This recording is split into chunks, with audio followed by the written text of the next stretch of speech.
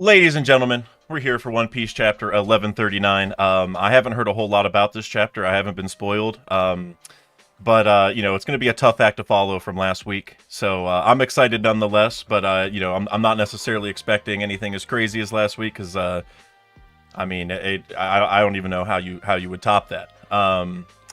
And I had another announcement to make. I can't remember what it was, but we're going to get into this pretty shortly. I'm pretty excited for this. I do want to go ahead and gift you guys some memberships real quick. Thank YouTube, not me. It's February, so that means we got 10 more free ones. Bean Boy did beat me to the punch, though. My guy XL Bean Boy with the 5 gifted memberships. Thank you so much, Bean Boy. Really appreciate that, my man. Now I remember the thing I did want to say. Massive thank you to everyone for the support on the last video. It's been doing really, really well. And if you guys watch that video, you'll know that at 2 different points, I said if we hit 5K likes, I'll make this other video. And we absolutely crushed the 5K like goal. So I owe you guys 2 videos on that. And I think I'm gonna do a video on like the mural or the past of One Piece in general. I know I did the video on Redacted, but after doing that and hearing some other people's theories and stuff like that, I think I have maybe a kind of a full encapsulation video I want to do on it. So I might be doing that. We'll see what this chapter entails. So just wanted to let you guys know. So I think I'll probably do the mural video and then probably the 2 videos that I owe you guys, probably in that order. Maybe I'll mix it up, but those videos are coming. Just want to let you guys know. I did not forget. So thank you. I got a couple super chats to get through real quick. Well, wait a second. They disappeared, but I know one was from Kush Daddy, and it was Piano Man or American Pie, right? I think. And I actually, and this might sound blasphemous to some people, and maybe I deserve that, but whenever I first saw the question, Kush Daddy, I honestly thought to myself for a second, like, wait, do I even know Piano Man? Which, after listening to it, I know that's sacrilegious, because after listening to it for like 15 seconds, I started singing along because I've heard it so many times. So I do love Piano Man, but it's hard to top American Pie. All right, like that one's hard, at least for me, to even compare, because American Pie, that is like a classic song. So definitely going American Pie for that one.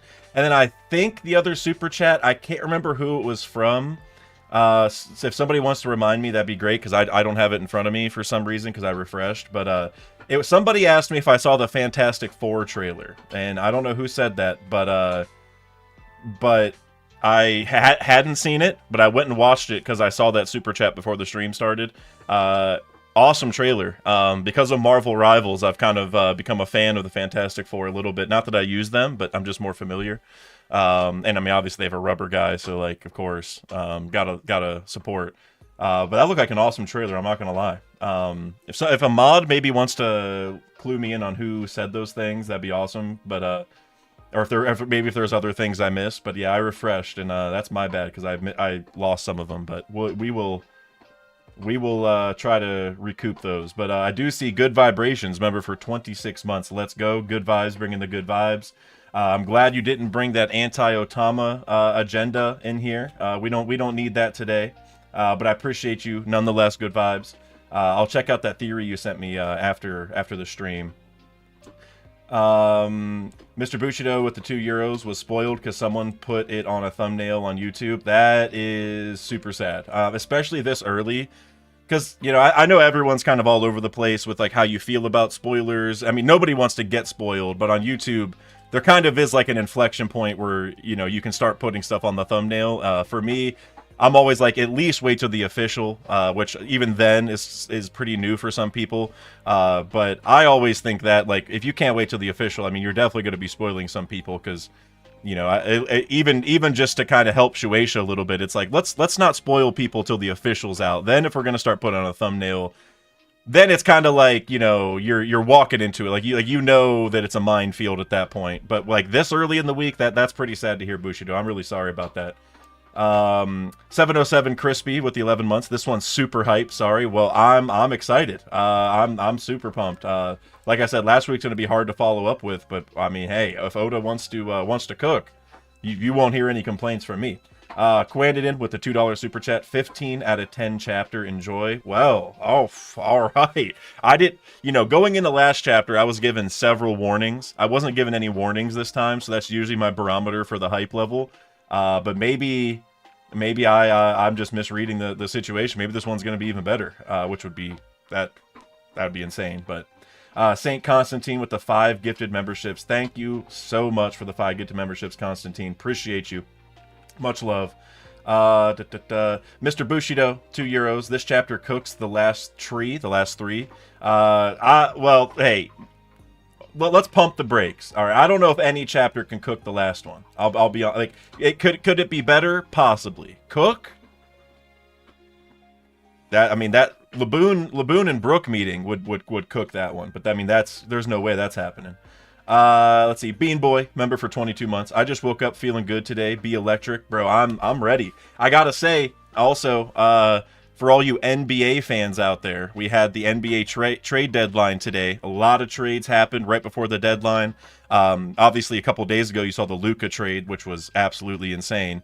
But I did want to say my Cleveland Cavaliers got DeAndre Hunter, and it was a very, very good deal. I'm very excited about it. Love George Niang. Sorry he's gone, but DeAndre Hunter, that's a massive upgrade for the Cavs. Cliff is really excited about the trade also. Cliff, come, buddy. Come on. We're good. Just lay down for a little bit. So NBA trade deadline was crazy. So Bean Boy, I maybe you woke up feeling electric for different reasons, but I'm feeling very electric after that trade for the Cleveland Cavaliers. XL Bean Boy again with the $5. Speaking of American Pie, it was the anniversary of Buddy Holly and Richie Valens in a horrific plane crash, which the song American Pie is about. I did not even know that, actually. I didn't, honestly, that's actually crazy now that I think about it. I'm just trying to think of some of the lyrics because I was definitely singing along earlier. That's crazy. I might look more into that. That's amazing because American Pie is like a quintessential song. Like everybody knows it. I feel like. Mr. Bushido, you said anti-Osama. Out of context, it sounds like a good thing to be anti of. Anti-Otama. Which I feel like in context sounds bad to be anti-Otama. But all right, guys, I'm gonna go ahead and get into the chapter now. Oh, here, hold on, Vex, you hit me up here with a couple things I missed. Sam Fisher asked me about the Fantastic Four. Thank you very much. So, thank you. I did watch that awesome trailer. Then I think I got the rest of them. So thank you, Vex, for cluing me in. I appreciate you, boss. Thank you so much. The lurking legend for real. But all right. Here we go. We're gonna go ahead and get into the chapter. Actually, I got to get my music on. Sorry for the false alarm there. Give me 2 seconds. If I don't have music on, then it just ain't the same, Need that OST going. Which one do I want? Let's do this one. Perfect. All right, guys. Here we go. One Piece chapter 1139. Mountain Eater. I did read the title this time. Nobody warned me. 2 rebels apprehended. And I'm curious is... Interesting. I see they have horns. And I'm trying to think, like, Yamato has horns, but... I might actually go back real quick. Hold on. So Yamato's just with Tama. And so seeing 2 people with horns, that's interesting. That's page 1 in Ulti, isn't it? I feel like. I might be wrong, but that guy on the left, that looks like page 1's hat thing. That's interesting. We'll probably get back to that, but I feel like that's page 1 in Ulti. They would be together too, but regardless. Let's get into the real chapter. At this rate, we'll still be looking after sundown. Just how big is this castle? Those guards were no help either. Honestly, the only ones who'd probably know where to find what we're looking for are a few of the Greybeards, like Elder Jarl. Are we about to go have a chat with my guy? Oh, Sword Gramps? I wonder if he'd tell me if I asked. There's no way he would. Just trying to free Loki is a heinous crime.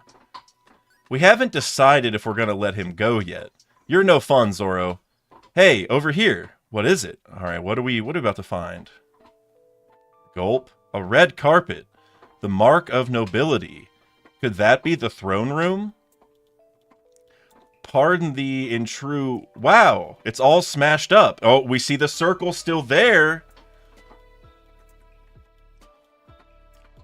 Okay, that is a crazy development.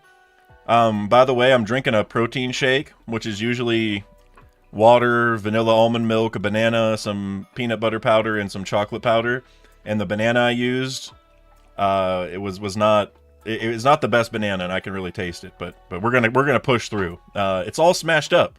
This rubble looks more recent, and there's a hole in the ceiling. This is the throne room, all right.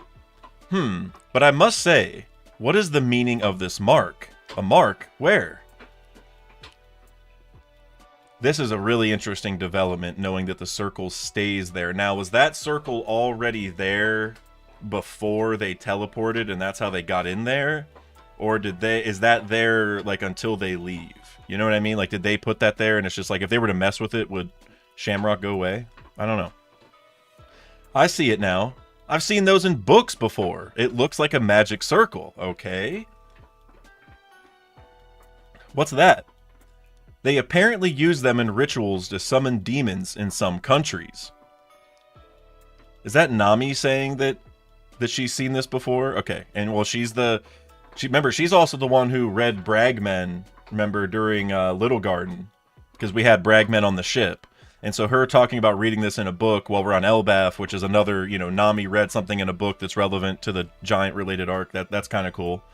I wonder what book that is. Could it... There's no way that circle was in Bragmen, was it? That would be crazy. They apparently use them in rituals to summon demons in some countries. Huh? Does that really work? Beats me. What's this thing doing here in the throne room? I must say, it's creepy. I feel like I saw something like this recently. Yes, you did, Luffy, like 2 days ago. Or yesterday, whatever it is. They took 2 days to get to Elbaf, right? So 2.5, whatever. Straw Hat Luffy. Huh? Who's there? Is it a demon? No way. Who said that? I must say, it couldn't be a vengeful spirit. Could it? I've been wanting to meet you. And the way that it's like in all bold there is really crazy. Stay calm, stay calm. Who are you? Show yourself. A demon was summoned? The castle really is cursed. Let's get out of here before we're possessed. Wait, don't run, Roto. Wait. Okay, now there's a giant axe being thrown. Don't drop us. Alright, good job, Zoro. Thanks. Hey, there's someone on the throne. I must say, I'm terribly sorry, Namitaso. You're dead. Oh.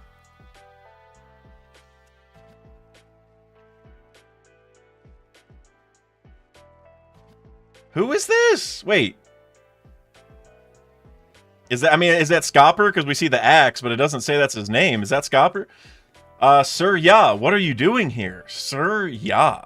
I felt a strange surge of haki coming from here earlier. Human resident of Elbaf, ex-pirate Ya-san? Who is this? Like, the fact he threw an axe... I'm just going to keep reading. Looks like I missed whatever caused it, but I'm glad I found you all instead. I've heard the rumors about you, Straw Hat Luffy. They say you defeated Kaido. It's been ages since I've been to Wano. I'd love to go again. Who is this? Who is that? So it's not Scopper then, right? I would presume, because... like, he's never been to Wano to our knowledge. Like, he didn't go into Wano when Roger showed up. I'm just going to keep reading. Huh? Sir Ya? Most people on Elbaf call him Ya-san. Didn't you meet Miss Ripley when you went to the school? He's her partner. Okay, so here's Colin's dad. Oh, he's the dad of that big pipsqueak? Big pipsqueak? Well, you ain't wrong. All right, I love this guy. I love this guy. So you've already met Colin and Ripley? The boy's giant blood runs strong. He's always been too big for me to hold. Can you believe he's 20? All right, that's good to know, because that's like roughly 3 times Luffy's age from when he met Shanks as a kid, so that lines up. And Ripley is 80 years old. She's even older than I am. Marrying a giant doesn't make sense.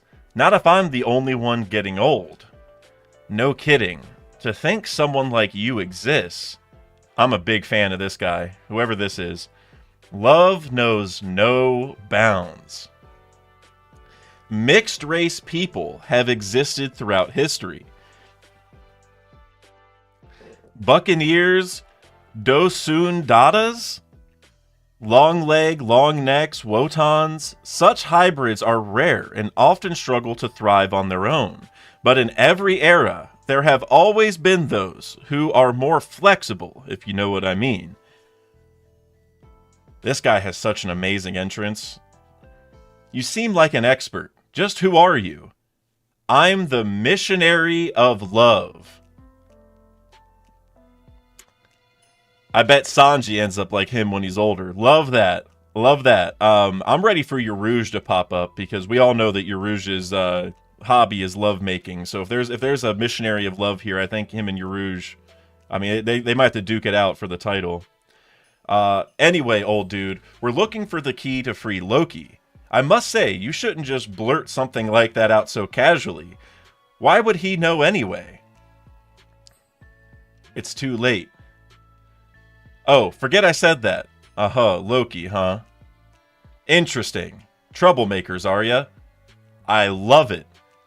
What a vindictive old coot. Just keep it to yourself, okay? This guy is so interesting. Rumors were made to be spread, Missy. I told you to quit it. Do you know what kind of man Loki is? What will you do if things go south? Beat him to a pulp and lock him back up. I like that mindset. The one who locked him up before was none other than red-haired Shanks. Until that point, no one was able to stop him. Do you know the kind of power Loki wields? If there's even a slight chance of him running amok, have you thought of how many casualties will hang on? Well, the key's not going to find itself, and this old-timer sounds like he's going to go on for a while. Damn, that's savage, dude. Luffy just got tired of the conversation and just turned around. That's crazy. Hey, what a waste of time. Guys, we should take warnings like this more seriously. My sincerest apologies, Sir Ya. They're... Huh? I'm sick... Is that it? I'm sick of all your warnings. You scared or what? That's not it. So it is Scopper then? If you want to stop me, you'll have to use force. We're just pointing out the risk, Roger, you dumbass. Hey, Roto. Give that throne a push. What?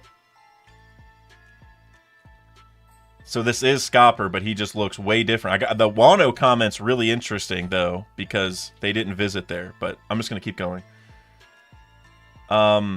Did you know there were 2 other monstrous fighters on the Pirate King's crew besides Roger? It wasn't just Rayleigh? That's right. One time, when Captain Roger needed to recuperate, that man accompanied him to a hospital deep within the mountains. Unfortunately, enemy pirates surrounded the hospital trying to capture them. But that one man, armed with nothing but his 2 axes, fought off hundreds of them all by himself. One man with just 2 axes? And that's not even the craziest part. When the battle was over, not a single tree was left standing. He stripped the entire mountain bare. What? That's next level deforestation. That's how he got the name Mountain Eater. Everyone knows that tale. Is that Jinbei saying that? Alright, Jinbei, you got some lore to tell us, my man. He rivaled Vice Captain Silver's Rayleigh, and was known as the left hand of the Pirate King. A hidden room? Is it the treasure chamber? I love you, Ya-san. Treasure, treasure. Sir Ya, how do you know about this place? I love to explore. So I love that we're given the confirmation it's him, but Luffy doesn't know his connection yet to Roger and Rayleigh. That's really cool, in my opinion. I love that. But I'm sure they'll probably say it, but the fact that it was introduced this way is awesome.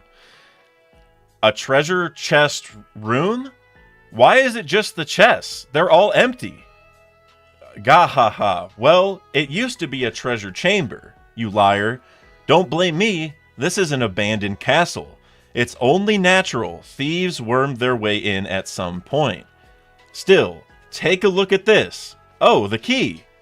A prize not even the thieves were willing to take. Love that. In other words, even the bad guys don't want Loki freed. So you still want it? Huh? What? You heard me. He's been living here in Elbaf for over 20 years now. No way. The living legend who stood shoulder to shoulder with Roger and Rayleigh. The Pirate King's left hand.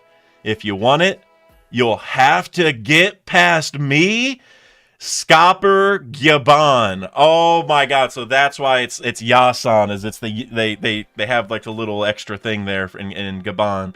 Yo. So Luffy's got to fight Scopper to get the key? Training arc? Bro. Wow. I love the hype around him being the Pirate King's left hand. And I mean, I know we knew that already, but, you know, there's been a lot to be said about Sanji and Zoro being wings of the Pirate King. And obviously Scopper and Rayleigh were the wings of Roger, you know, the wings of the past Pirate King. And so for me, because I'm a big fan of the whole wings of the Pirate King thing, like those being Luffy's right and left hands, like I love that. And for me, this hits really hard, having this emphasis on like him protecting Roger, and that's how he got the name. And now he's the Pirate King's left hand, and now he's gonna have to fight Luffy. Like this whole setup is amazing. Also, remember, Rayleigh trained Luffy, right? Like it trained him for a year and a half technically at Ruskaina because Rayleigh left early, but now we have another little training moment happening. I don't know if it'll be an arc per se, right? It might just be like maybe one chapter of battling or two or whatever. But to have his introduction be like he's testing Luffy as well, right? Like either testing him or hoping he gets stronger or maybe teaching him a thing or two. You know, like Haki can also do this. Like remember Rayleigh told Luffy about Future Sight long before we actually saw Future Sight. And so I'm wondering if there is maybe some new Haki mechanics we're going to see here that Luffy can use. We also have the summoning circle in the other room, and part of me is wondering if... I mean, Scopper probably wants to make sure that Luffy's like Shanks level, because he's like, you got to be at least that level to stop Loki if you don't like what he does. Yo, love this. The translator note says... for unknown reasons, Viz chose to Romanize without a Y. However, his nickname of Yasan doesn't work without the precise Japanese romanization. Okay, interesting. So, I just a translation thing. I don't even know if there's much to say there. But this is awesome. This is so cool. Massive fan of this. Massive fan. I was a big believer in Scopper being at Lodestar, but this introduction was great. This is fantastic. The lore behind it, with him protecting Roger when he was sick or whatever it was.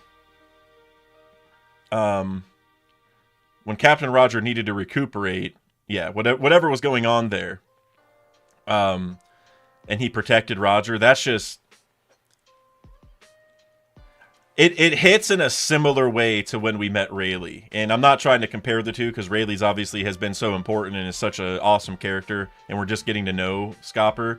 But the introduction reminds me of the way I felt, where it's just like, I don't know, his personality is what I would expect of someone on Roger's crew, right? Like he's also a lot like Sanji, talking about women and everything, so he's a strong Sanji parallel. He's very happy. He's immediately like picking a fight, you know, like how Rayleigh wanted to train Luffy and all that. It's just like just great, man. It's just great. Fantastic. Oda, you're cooking. Let's see what you guys got to say about this, because I'm sure there's some good theories coming out of this. There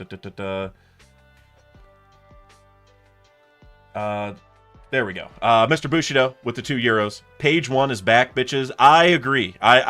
So I'm glad you said that. I think that's page 1 and ulti on the first page. I'd be surprised if it's anyone else. On the right, when I saw the right, I thought that might be Yamato at first because it looked like the thing on whoever this person's back is like the top knot, or not a top knot, but the big knot thing that Yamato and Odin both have.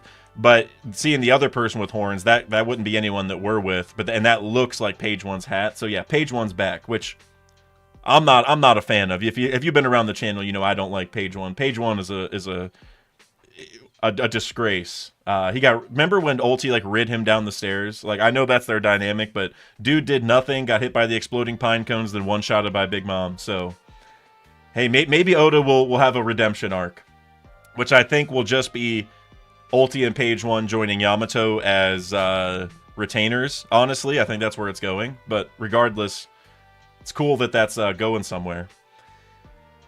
Sam Fisher with a $5 super chat. The day the music died is the day Buddy Holly, Richie Valens, and Big Bopper all died in a plane crash.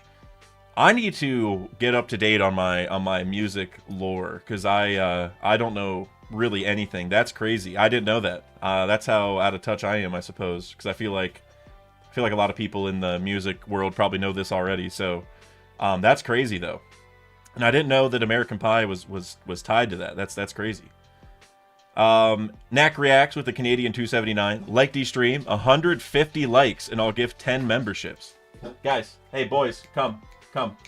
My dog just went sprinting towards the window, so I don't know if there was a fire truck or something went by, but they saw something. But Knack Reacts just said it. If we hit 150, then he's going to drop some memberships. So major shout to my guy Knack Reacts. Appreciate you, man. There's officially a bounty on 150 likes. We're halfway there. Mr. Bushido with the €2. Yamato recruits Flying Six, never joins crew, carrot forever. I agree with you that Yamato joins the Flying Six. Now, yeah, you know, I was going to say maybe not Who's Who, but Who's definitely doing an Ashura Doji impression in a way. I say impression loosely, like he's just the parallel for Ashura Doji because he controlled Curry and Odin went and beat him and made Curry into like a successful place, right? So I think we're at that same point. So I don't know, and also, yeah, I don't know well, Yamato can't get all the Flying Six because Drake left, right? But the rest of them, yeah, I'm on that train for sure. And then you also super chatted another €5. Thank you very much, Mr. Bushido. Who do you think the third night Shamrocks will summon? My theory is Lucci's dad from Punk Hazard or a guy who looks like Mihawk. Lucci's dad would be interesting if, I don't know if Oda's going to go that deep into Lucci's backstory and stuff. I mean, maybe he will, because it seems like his backstory is kind of like or a lot of the Cypher Pole's backstories, I should say, are kind of like they're orphans and stuff. And so, theoretically, Lucci's dad could still be a part of the government, but given that context where a lot of them are either, they're orphans that we don't know where they came from, or they're from the House of Lambs, which that's a really important plot point. So given that, the knight that I think will appear is the one that we saw at God Valley. I don't know how else to say it, but he has like the mask with the tube mouth, you know, like the little thing that's coming out. What's that called? There's definitely a name for it. It's like the mourner mask, but different. There's a name for it. I can't remember, but I think that guy, because he's from the House of Lambs, and so him coming back and hurting the kids or corralling the kids, whatever they do, which is super messed up, that would just be interesting to have him. Maybe there'd be a little bit of a reflection, like, oh, so this is how I got here, is people doing what I'm doing right now, right? So I think him. Kush Daddy with the $2 super chat. Dosun Dadas have to be the Fishman and Tentata hybrid. Oh, okay, hold on. That you might be right. I've never heard of them, right? But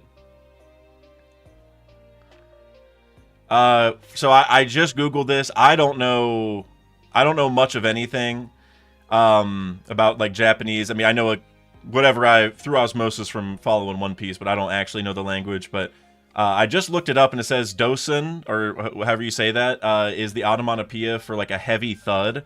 And that's why in Fishman Island there's a guy named Dosen, right, from the New Fishman Pirates.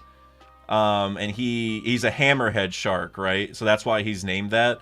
So I guess so. I think Fishman is a possibility because there was a guy named Dosen from there, but it could also be a giant in a Tentata because it's like heavy thud, like you'd be like a giant, like a really heavy thing, and then the Dada at the end would be like Tentata, so Dosen Dada.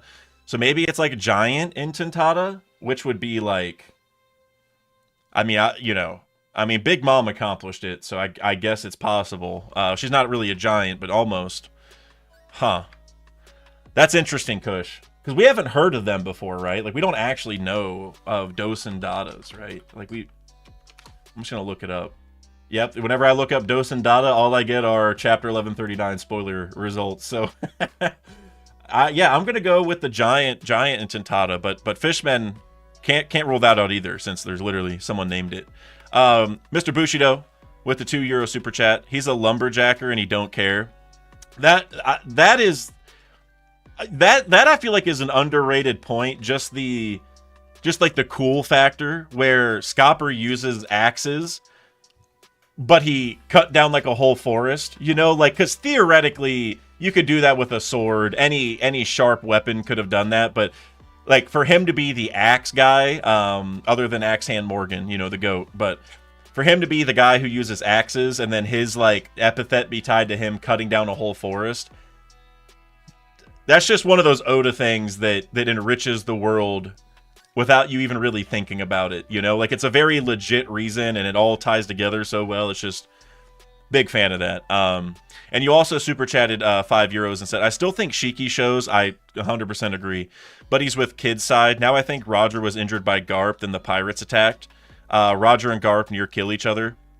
That's interesting, because we know that, like, they were rivals, but we don't really know a lot of their battles, right? Like, we know that they fought at God Valley. And, well, they fought together at God Valley, but Garp went there to go fight Roger. Like, he heard Roger was there, and he's like, oh, I'm going. But then they ended up working together. So it would be kind of cool to get a little bit of a backdrop as far as some of Roger's battles with Garp. And the more I think about it, it would make sense what you're saying, because who is going to put Roger into a state where he's at the hospital not able to fight for himself? Garp and Whitebeard are like the two people, right? Like, maybe right after God Valley, maybe, but I feel like the whole Roger crew would be kind of cooked. And actually, we saw them open the chest with Shanks inside, and they were okay. So actually, I really like the Garp idea, honestly. Big fan, and I totally agree that Shiki's showing up. Him being on Kid's side, I feel like makes sense. You know, I don't think Kid would want to work together permanently, but he just, you know, he kind of made a begrudging alliance with Luffy and Law, so for him to do it with Shiki, I don't think is out of the realm of possibility. David Cott, member for 11 months. Scopper equals Sanji, therefore Rayleigh greater than Scopper. Hey, no power scaling debates from me on Sanji and Zoro. You know, for me, it's a 1A, 1B situation, or 2A, 2B, I guess. You know, it is definitely the depiction that Zoro is the stronger of the two, but I think Oda, didn't he have something recently where he alluded that they're even? I can't remember exactly what he said. There was like an SBS where he talked about it in some way, but no power scaling arguments for me. I feel like they're all just absurdly strong. You know, they're all gonna have their own strengths, and I feel like Scopper here is gonna teach Luffy something. I hope he teaches Luffy something that Rayleigh couldn't. I think that'd be really cool. And it's not to say that Scopper is stronger than Rayleigh or the reverse, but you know, we know with Zoro, his focus is on armament haki, and Sanji, his focus is on observation haki. And for Rayleigh, he did teach Luffy both, but he had that discussion where he's like, you're going to meet people that know Future Sight. What are you going to do? And I think it'd be kind of cool if Scopper can come in and maybe even bring up something even past Future Sight, or, you know, Shanks can cancel other people's observation haki, so maybe he'll teach Luffy how to do that. Maybe Scopper has top tier observation, and he's going to tell Luffy, well, you need to be able to stop mine before I let you have this key, or something like that. Maybe that's what the training arc is. So actually, I'm kind of glad you said that, David, because now that I actually really like that idea. Because it's not going to just keep being Future Sight. It's got to be the next level, which I think would be stopping other people's. Knack reacts, Canadian 279. The man dodged Kaido for 20 years. Scopper less than or equal to Luffy. Yeah, I want to go back to that because we never saw the Roger Pirates go into Wano. And so whenever he said, let me see. Yeah, they say you defeated Kaido. It's been ages since I've been to Wano. I'd love to go again. Would he have gone after the Roger Pirates disbanded? Does this tell us that the Roger Pirates did go to Wano and we just never knew? Which I think would be really, really crazy given the context of everything. But it's interesting, though. And Nak, I will remind you, he didn't dodge Kaido. Oden told them that this is his battle and he didn't want help. I can't remember exactly the way he worded it, but he said something like that. Something to that effect. And so I don't think...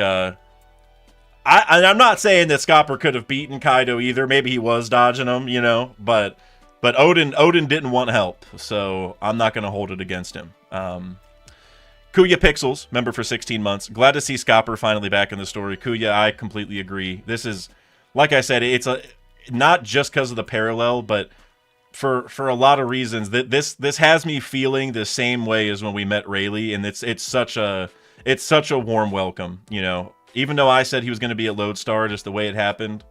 A+, Oda. Mr. Bushido with the €2. Join the Discord for Pro Carrot and Pro Shiki. You guys should all join the Discord. And actually, that's a very good segue. Thank you, Bushido, to go ahead and mention on the Redacted channel, I will be doing a review for this chapter. I'll probably do this review by myself, and it's not because we're going to be stopping the collab reviews. It's more just I can get the review out a lot sooner if I do it myself. And I'm gonna keep doing the discussion ones too, but I might keep those more like whenever there's like a super big chapter, or if I'm picking like a side topic that's not a chapter review. We're gonna keep messing with things over there, but we're still having chapter reviews. And so the reason I say that is if I don't get to your question today, or if you come up with a theory or hear a theory later tonight and you really want to get my thoughts on it, either leave a comment here or join the Discord, go to the redacted questions section, which I actually just opened up so people can ask questions there now. And then I will pick like the top 5 or 10 or so to answer in the review. And that's also an advantage to kind of doing the reviews by myself, is then I can get to more of your questions, because then I'll just be able to kind of handle the time better. But yeah, we're going to keep messing with things, but I still want to keep answering your guys' questions. So join the Discord if you want to have me answer those. But Bushido, the one thing Bushido said, like, joining the Discord's a good idea. Now, the thing he said that may not be 100% true is that you're going to see a lot of Pro Carrot and Pro Shiki takes. You will see a lot of Pro Shiki, to be honest. But the Pro Carrot takes are coming from one person. And I think you guys can guess who that one person is. But I will say, he might be the #1 Pro Carrot person. So if you are a Carrot fan, that's probably the place for you to go. Lonely Mage with the $5 super chat. Gabon first revealed on a throne, like he's guarding the throne of the Pirate King. Very cool parallel. Didn't even think about that. The fact he's on the throne is awesome. Also, man marked by flame confirmed. I would say it's confirmed that he is not the man marked by flames personally, because the context here is that he's been hanging around Elbaf for a while, and he is here now. And the man marked by flames is supposed to be on a ship, right, on the black ship with the whirlpools. So every time we meet, like when we met Saul, to me that was like, okay, he's not the man marked by flames. Now that we meet Scopper, I'm like, he's not the man marked by flames. And maybe I'm wrong. I mean, maybe they're teleporting back and forth. I mean, Oda. I mean, who knows what Oda's gonna do? But for me personally, I think that as we see these people, it's actually removing them from the pool. So I would say it's confirmed that it's not him, personally. But I do like that throne idea, Lonely Mage, because the other thing to that is really cool is that whenever he was like yelling like Luffy's name and stuff, they thought there was like a ghost. Like the way it worked, because like the circles here, they're all worried that like a demon's there, and it's just that the throne is so big they can't see him. That's just the way Oda's making the like Elbaf feel as big as it should be is awesome. Like he's not just doing it with the art, but like these kind of things. Massive fan. David Cott with the €2 super chat. Do you think someone else is waiting in Lodestar? Good question. Now that Scopper's here, I mean, I don't know. I'll have to think about that. Because who would be waiting? If there is somebody waiting, it would be a Rocks related person. Like, not that they're like, not like blood related, although that could work. That'd be kind of interesting. But it should be a Rocks related person because Rocks beat Roger to Lodestar. And so if there was a pirate group that like claimed Lodestar, quote unquote, it would be the Rocks pirates. That seems to be the implication because of God Valley when Roger's like, do you know how I felt this past year? Like, there's something there with Rocks and Lodestar. And so I don't think it's going to be Rocks himself, although that would be like the most insane timeline of all.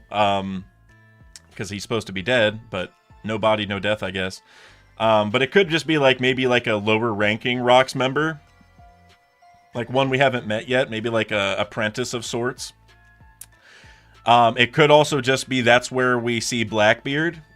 Which, like, I mean, there's probably several places we're going to see Blackbeard, but I could see him being there to parallel, like, Blackbeard beat Luffy to Lodestar, like Rocks beat Roger. I think that could be really cool.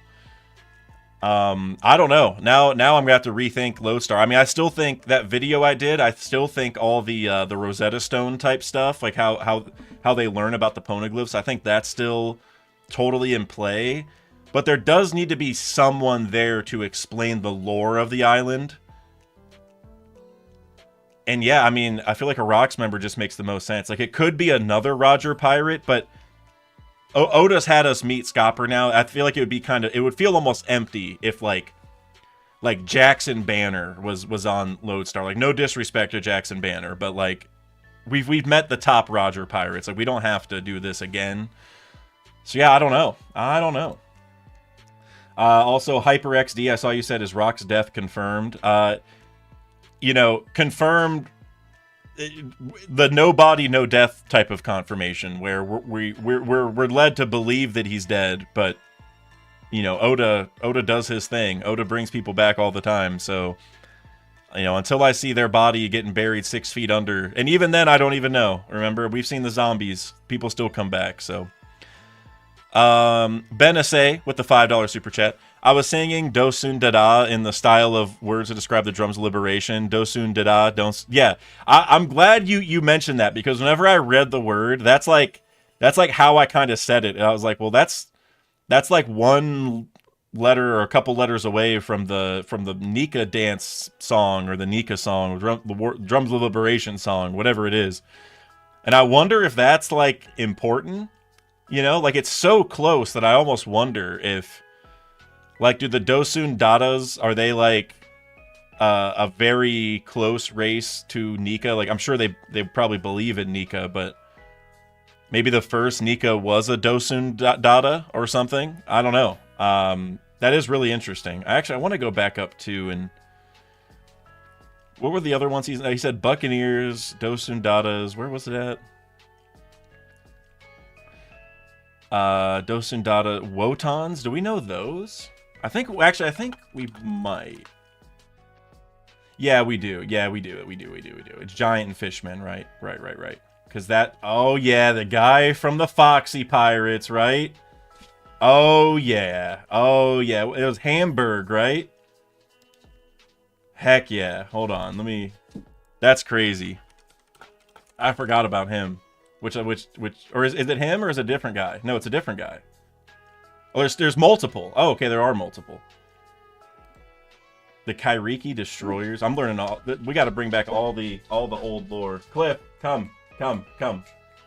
Guys, there must be a wreck or something down the street, because my dogs will not stop running to the window. There's definitely something going on. Buddy, we're reacting to the chapter. I don't know what you want me to do. You gotta relax, dude. Cliff is just looking at me like, come on, just let me go out and just go sniff everybody. Yeah, that's crazy. Let's see. Mr. Bushido with the €2. The 5 sister mermaids are half Tentada. That'd be interesting. The mermaid quintuplets you're talking about. They might, yeah. I mean, that would be that would be interesting given the ties to the like how it sounds like Nika or whatever, right? And or the Nika dance or whatever, the Nika song, and then because the Mermaid Quintuplets said Nika, like one of their names was Nika or whatever. So that's actually that's interesting. I like that idea.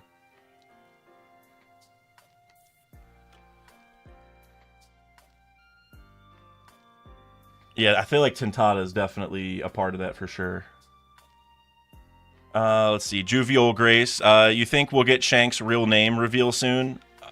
Um, I guess. I mean, I'm of the mind that it is Shanks. Well, I guess. Oh, so you're saying like the name that he got before, like they took him.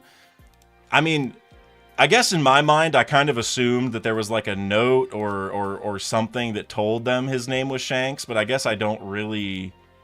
I guess I don't really know. Because it's also like it'd be really weird if the Roger Pirates named him Shanks without knowing the context from the Figarland family, but then also Shamrock is his brother, so because they both start with SHA, it's like they're kind of similar. Like that makes me think that is his like celestial dragon given name, but I guess we don't really know. So if his name isn't Shanks, then yeah, I think definitely because then what'll happen is Shamrock will be like, yeah, Luffy, I heard that you met my brother, whatever it is, Stabs or whatever. Maybe Shanks' name is Stabs now. So yeah, maybe I didn't really think about that, but maybe. Mr. Bushido with the 5 euros. You didn't get the lumberjack reference. You discussed me. I guess I didn't. Let me know what it was. Anyway, another person who hurt Roger could be Shiki, and Scopper fought off his grunts. That would be interesting because, well, actually, no. I would say that's probably not the case because, I mean, I guess we have the Ed War, and for at least maybe it's just my take, but I don't think we're gonna have a bunch of like giant battles between Shiki and Roger. I feel like the Ed War was kind of like Shiki's big stand against Roger, and I don't really see them having a lot of other serious fights. Like there's God Valley that we know where maybe they didn't fight directly, but they were at the same place on opposing sides. And then we have the Ed War, and again, maybe it's just me, but I don't think there's a ton of other Shiki battles. I also think Roger is like maybe not several magnitudes, but definitely stronger than Shiki, like definitely. So I wouldn't like it for Roger's sake if Shiki had him in dire straits like that. Cliff, come, lay down. They're just getting groceries now. My neighbor has Walmart delivering groceries, and my neighbor's walkway is directly outside this window, so Cliff is just obsessed. You know what we're gonna do, Cliff? Now you're stuck in here. I shut the door, so we're good now. No more barking. Cliff is excited. But yeah, for me, I don't see Shiki having that many battles with Roger that are putting Roger in that kind of situation. But I guess it's possible. It's just for me, like you could say Shiki, but you could say any other Rocks pirate, right? Like probably not Kaido because he was stuck at Wano most of the time. It could be Big Mom. I mean, remember, they went and stole Big Mom's poneglyph rubbing, and maybe they fought in the midst of that too. There's a lot of people, so yeah. So given the fact that Shiki already has a couple battles with him, I don't think there's more, but I mean, we'll see. I'm ready for Shiki to pull up. Knack reacts, Canadian $7. I'm on the Roger Pirates, just wanted to land baddies and live the rest of their lives. Hey, I mean, that's definitely Scopper's MO, which I do love the Sanji connection. I'm not gonna lie. I'm a big fan of that. And I mean, look, if you're a member of the Pirate King's crew, I mean, you gotta have some Riz, man. I mean, that's just, I mean, what you don't even that is the Riz itself. You don't have to say anything. You know, I mean, you went to Laugh Tale, man. I mean, you're gonna impress anybody by just telling them like, hey, I know all the secrets of the world. You want to know some? Like, I mean, dude, like you got like endless charisma if you're a Roger pirate. If you were in the Roger Pirates. Sorry, I got a bunch of notifications. All right, none of them are important right now. I'm trying to My browser totally crashed, so I'm trying to see your guys' chats again. I can see the rest of the super chats, but I really wish YouTube wouldn't do this to me. Let's go over here maybe. Yeah, like it will just not play anything. Let's go over here. All right, now we're back to normal. All right, that was weird. I can see you guys again. All right, here we go. Knack reacts again, Canadian 279. Which, by the way, Knack, I know you put that that bounty. We are at 114. If you guys forget from earlier, 114, Knack said 150. There's a bounty on it. He's gonna drop something. So we're almost there. We're almost there. 36 more. Knack with the Canadian 279. What about Lucky Roo at Laughtail? I guess what I would say there is like, the red-haired pirates would have to lose first, presumably. Like, Shanks would have to go die to Blackbeard, I guess. Because he wouldn't be there by himself, right? Or if he was there by himself, then that's because, like, the crew disbanded because maybe Shanks died or whatever. I would say it's maybe more likely, and not even saying this whole thing is likely, but just compared to Lucky Roo, it might be more likely that the whole crew would be there. Like, maybe Shanks loses to Blackbeard, the red-haired pirates escape, and they wait at Lodestar to tell Luffy what happened. Now, that would take away the Luffy and Shanks reunion and stuff, so that's why I'm saying, like, that's probably not that likely, but maybe, or at Laughtail, you said. I was thinking Lodestar. At Laughtail, well, even then, they'd have to go there, and Lucky Roo would have to wait there. So, yeah, I mean, either way, Shanks would have to lose for Lucky Roo to be by himself. Now, I will say I'm a giant Lucky Roo fan, so I'm down for all Lucky Roo hype that we can come up with. So, Lucky Roo and Ben Beckman, actually, this would be a cool little parallel. Because I think it's confirmed that Lucky Roo and Ben Beckman are the right and left hand, right? And then Yasopp's the third one, I think. It would be cool if, given the context, you know, how we've seen Rayleigh and we've seen Scopper and they've helped Luffy, it would be kind of cool that if Shanks loses, that Shanks's wings then help Luffy in some way. I would actually really like that.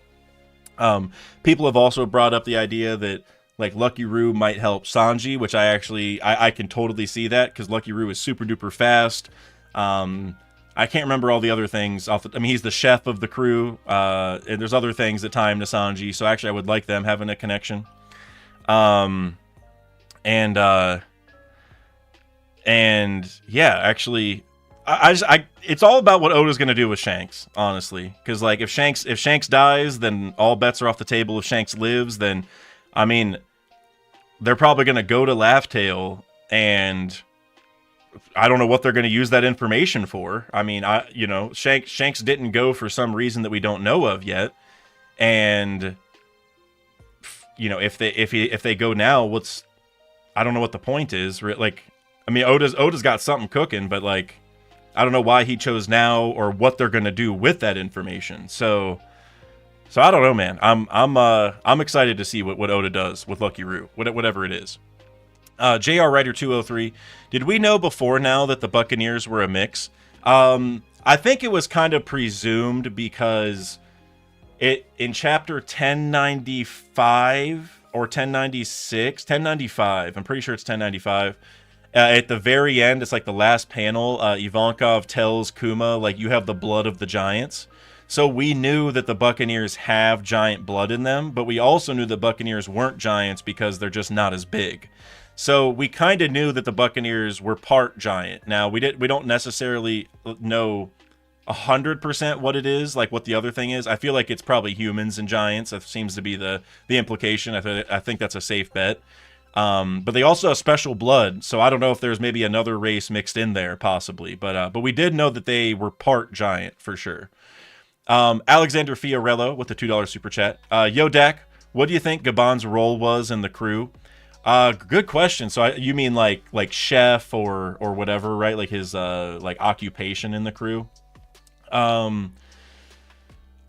man. Do we know, like, any of the Roger Pirates, what their positions were? Let me see if we have any info. We just know that Rayleigh's the first mate, and it doesn't seem like anything else is listed. Okay, yeah, interesting. I I would guess that Scopper is going to be the chef just to keep this left hand of the Pirate King being a chef thing. Or, well, obviously Luffy has this going on, and Shanks isn't the Pirate King yet, but he's another Roger parallel, and he Lucky Roo is the chef of the crew.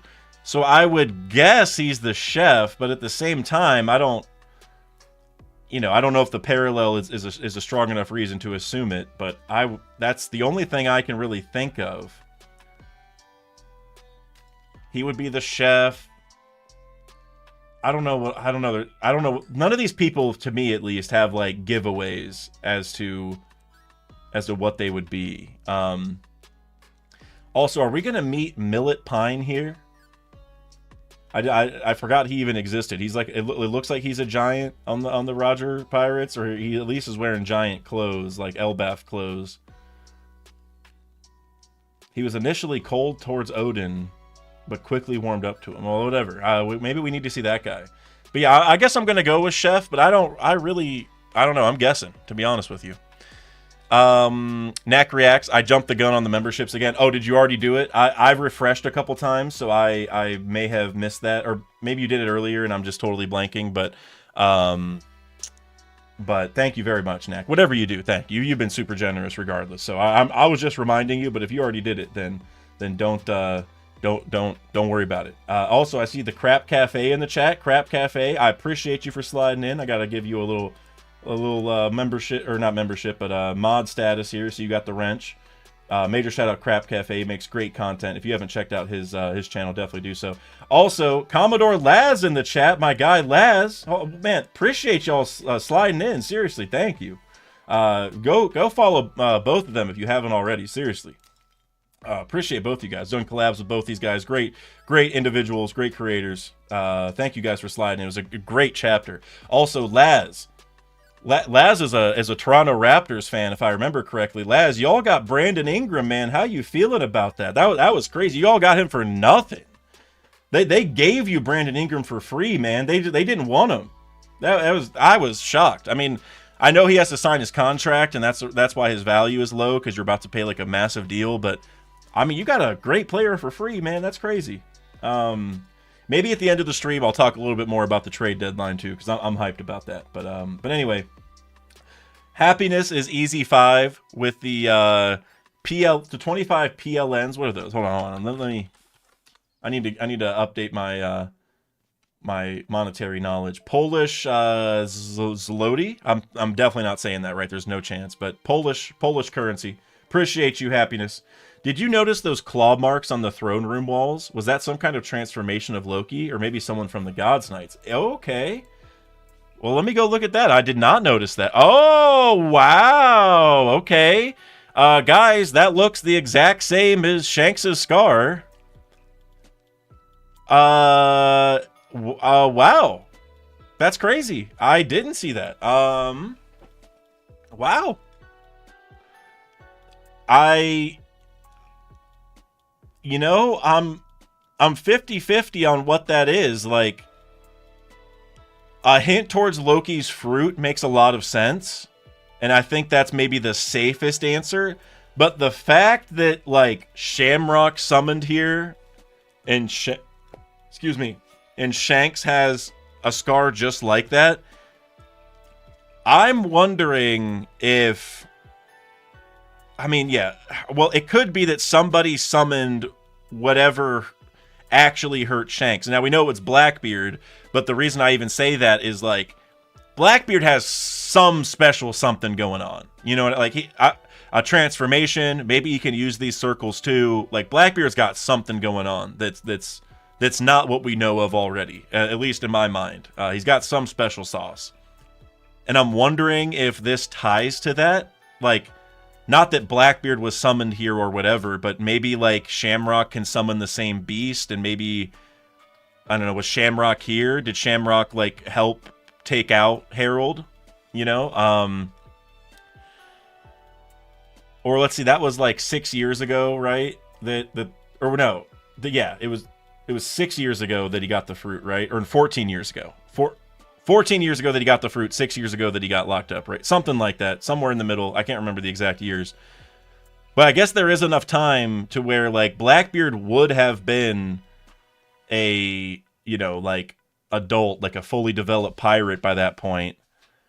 And I'm not saying Blackbeard was here and had a hand in it, but that wouldn't be the craziest thing in the world.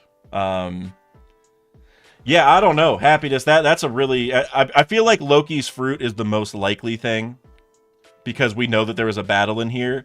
But there's also a lot to be seen on how that battle really went down.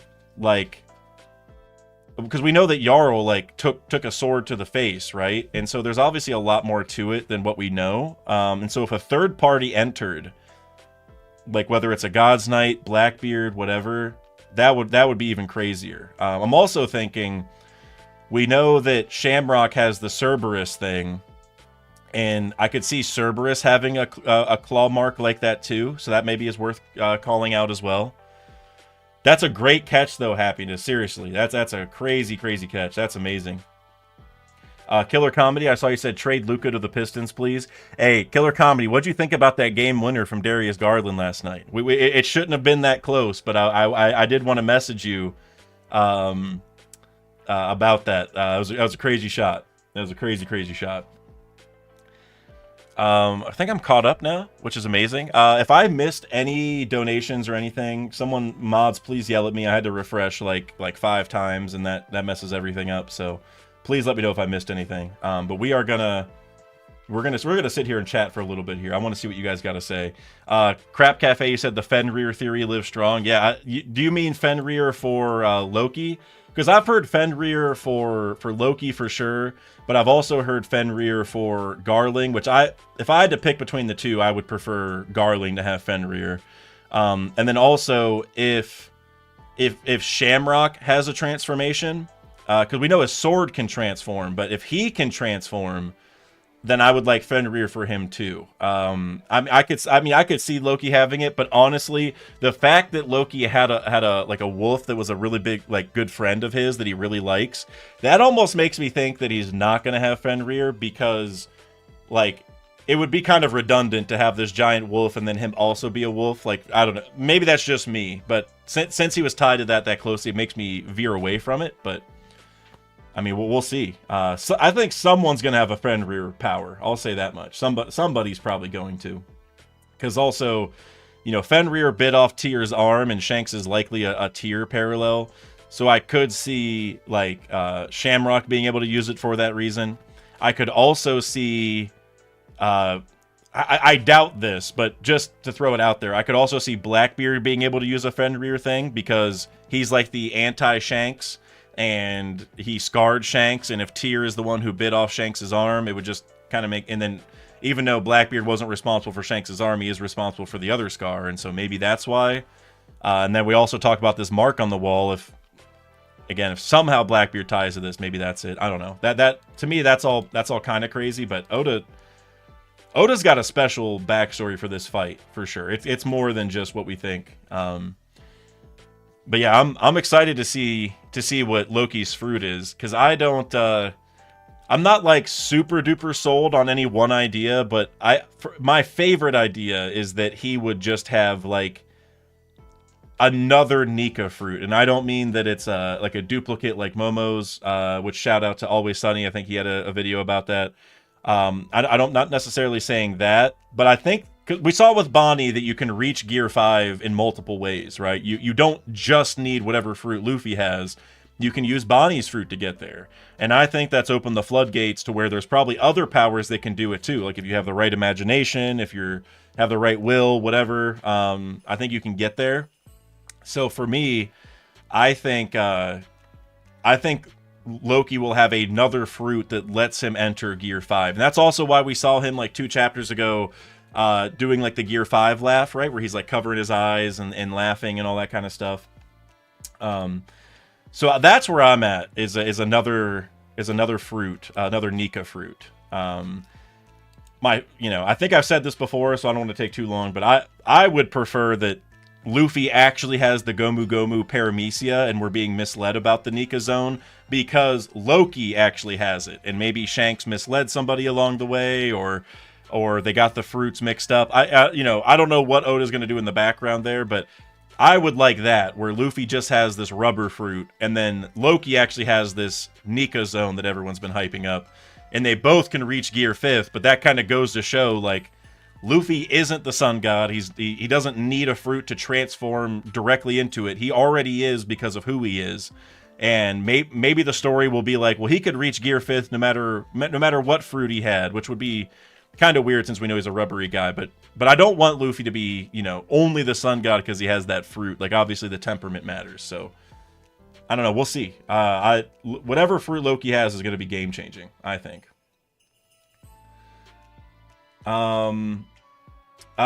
Just Dennis 1, you said, also, what do you think on the theory that Mihawk used to be Shanks's right hand, but then Shanks lost it, both the hand and Mihawk, and this is why Mihawk had no crew until Crossfield when he had to join. I completely agree with that theory. I'm big on that one. I think Hidden Island did a video on it, or I know he did a video on it, and then I think Joy Boy Theories did as well. I can't remember exactly, but I think it's those two. It may be other people, but those are just the two that I remember. And I'm fully on that. And I think to some people, depending on where that goes, they may not like it. But for me, the whole like Shanks and Luffy parallel taken to the Mihawk and Zoro parallel, it would make a lot of sense because Shanks didn't want to go after the One Piece.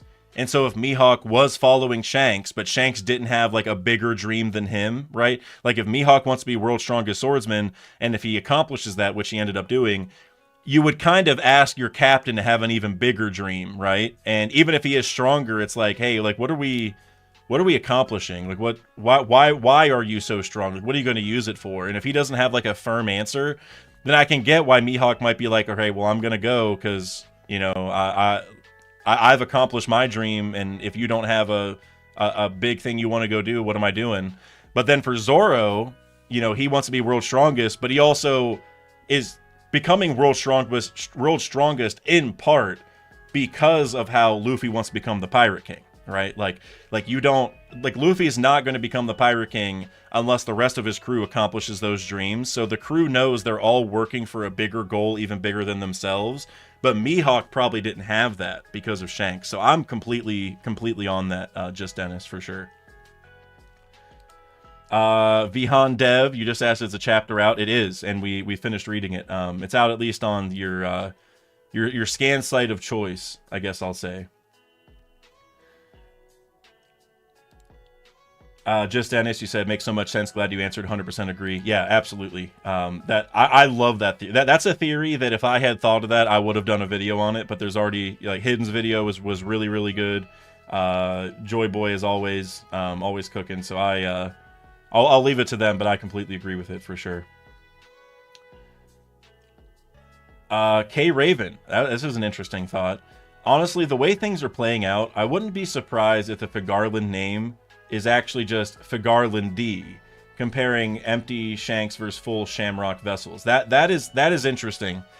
And you know, I think a lot of times when we hear the Gold Roger thing being brought up again, like, oh, what if this person actually has a D and their name is fake? Like I kind of laugh at it. Like it's kind of like a meme at this point where it's just like, because you could say that whenever, that someone's hiding the D in their name, and Gold Roger was like the perfect time because like Goldie, you know what I mean? Like those names, like people are gonna think Gold is a more normal name, I guess. So like they're not suspicious.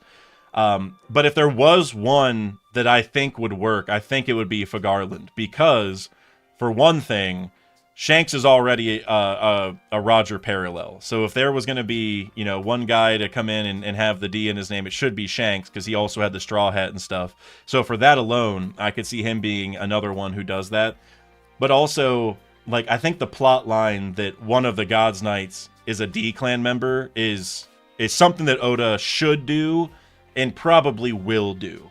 Because we've kind of seen this all over the place where, yes, D clan is the enemy of the world government, but at the same time, we've seen the D clan be in positions of power several times, right? Like Law and Blackbeard were both warlords at one point, so if they're letting them come in and they're even like basically, you know, they're giving them like state-sanctioned piracy. Like they're letting them go do their thing, even though they have a D in their name. It's like that's dangerous, if you ask me, in terms of not liking the D clan.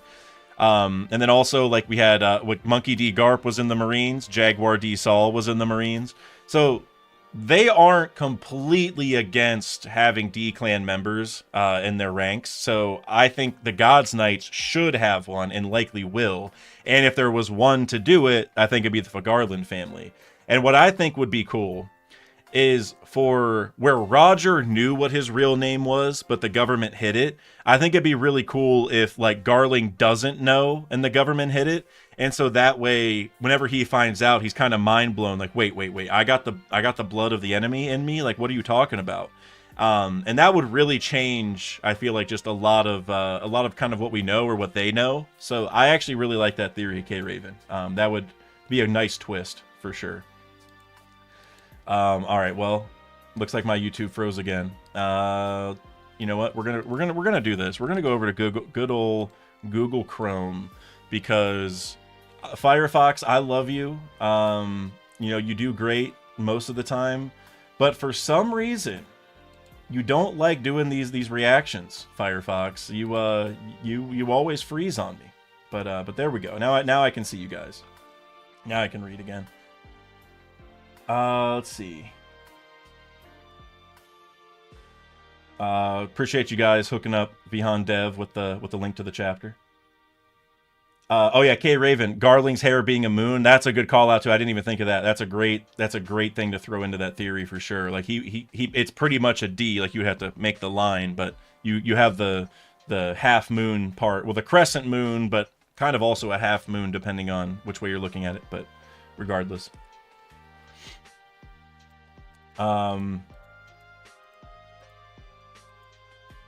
JR Writer 203, do you think Jarl has Void Century knowledge? A 400-year-old giant told young him.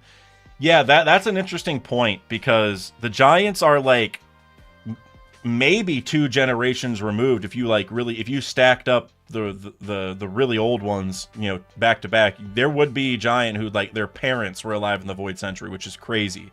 I think it's probably more likely it's 3 generations, so like Jarl's grandpa would have been around. And again, maybe he's not, like, because the fact he's 400, it's like, are his parents also going to live to be 400? He's the oldest living giant, so like maybe law of averages, that wouldn't be the case. But regardless, that is an interesting thought, because they would only be a couple generations, and thus their game of telephone is way shorter, right? Whenever you have 20 generations and you're sharing these mysteries or these bits of lore, you're gonna miss a thing or two, right? But whenever you only have 2 or 3 generations, then it gets a lot more clear, and that's maybe why we have the mural and stuff like that, or why everyone is aware of it. Because who knows if, you know, because also with the giant royalty, the fact that they have like a consistent monarchy or whatever for a long period of time probably also helps that stability. But either way, I don't know if Jarl... So I think Jarl probably had a grandpa that told him about it. I think that's pretty likely. And then I also think, which I brought this up a bunch of times, but I'm certain Jarl has met Noland, and he's going to have a lot of Noland lore from the past as well. I'm ready for Jarl to get talking. Jarl needs to... I'm ready for like 5 chapters of Jarl just yapping. You won't hear any complaints out of me if we're talking Jarl yap for sure.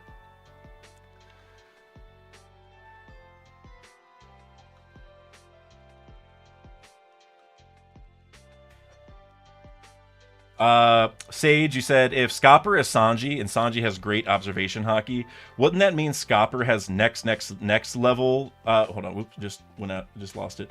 Next level observation hockey. I think he's just gonna toy around with Luffy. Yeah, I do. I think he's gonna be able to see further into the future than Luffy. And like I was saying earlier, which maybe you weren't here for this part, but I think the canceling of observation hockey part is going to come into play. I at least in my mind, because we know Shanks can do that. And you think about like Luffy's fight with Katakuri. Being able to use Future Sight and counter him that way is a really good way to fight. But if you can just stop him from seeing the future to begin with, then Katakuri would have been an easy fight for Luffy, to be honest with you. Like, Katakuri's not used to getting hit like that. And if you're able to stop him from seeing the future, I'm not going to say it's a no diff, but it's nowhere near as hard as it was. So So yeah, I think that's what's going to happen is Luffy's going to use Future Sight, but it's not going to work. And then he's going to be like, "What in the hell is happening?" And Scopper's going to explain like, "Hey, you can the next level to this is stopping the other person from doing it. Like that makes things a lot easier, huh? Like if you can see the future and they can't, boom." So I agree. He's going to toy around with Luffy for like a chapter or half a chapter, and then that's going to lead into another training arc. I think so for sure. Kroderick with the 10 euro super chat. It also says it's your first super chat ever on a live stream. Dude, thank you very much. I'm honored. Seriously. Love the new redacted format. Thank you very much. I don't know if you were here earlier. I did say earlier that at least for this review, I'm probably going to do it just myself, but we're definitely going to keep doing the collab versions too. It's just for chapter reviews. It's like hard to get someone on the same time frame so I can get it done quickly and get it out to you guys, because chapter reviews die kind of quick, so I just want to get these out as early as possible. So yeah, don't worry, we're plenty of collabs coming, plenty of reviews coming, but appreciate you nonetheless. What if the Sun Shield Nika has in the mural is the OG Straw Hat? That's interesting, because you're saying it's probably turned to its side, kind of. Could link to Ace giving Oars a giant straw hat to protect Oars from being too close to the sun. Now your comment just gave me a crazy theory. It's not necessarily what you said, but what I'm just gonna say the theory that I have in my head, because I don't know how I didn't think of this before, but what you said, it kind of blew my mind. So we know that Ace gave Oars Jr. that straw hat, right? And we also know that in Thriller Bark, right after Luffy's shadow went into Oars, he went and put like a building on his head because he was looking for his hat.